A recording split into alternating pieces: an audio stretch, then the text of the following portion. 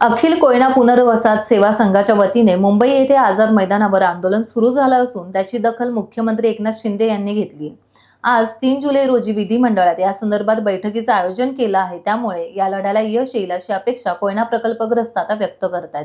सातारा जिल्ह्यातील कोयना जल विद्युत प्रकल्पामुळे 105 गावांचे स्थलांतर 1959 साली रायगड, ठाणे, सातारा, रत्नागिरी, सांगली, पालघर जिल्ह्यात झाले।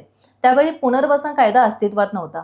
तत्कालीन नेत्यांच्या शब्दावर विश्वास ठेवून प्रकल्पग्रस्त जनतेने स्वखर्चाने जमिनी घेऊन वसाहती स्थापन केल्या। गेली 64 वर्षे पर्यायी जमीन, नागरी सुविधा, नोकरी, प्रकल्पग्रस्त दाखले, बेरोजगार भत्ता यापासून प्रकल्पग्रस्त वंचित आहेत। गेली अनेक वर्षे आंदोलन, उपोषण, निवेदने, बैठके, रस्ता रोको करून देखील शासनाला जाग आली नाही। त्यामुळे अखिल कोयना पुनर्वसन सेवा संघाच्या माध्यमातून आझाद मैदानावर न्याय हक्कांसाठी आंदोलन सुरू आहे। आता या प्रश्नी विधिमंडळ बैठक होणार असल्याने प्रकल्पग्रस्तांच्या आशा आता पल्लवित झाल्या आहेत। कालावधी कमी होता। मी आणखी एक गोष्ट आपल्याला सांगेन, कारण कोयनेचं धरण झालं त्याला दुर्दैवानं पुनर्वसन कायदा अस्तित्वात नव्हता। कन्नडचं झालं त्यावेळेस सुद्धा अस्तित्वात नव्हता।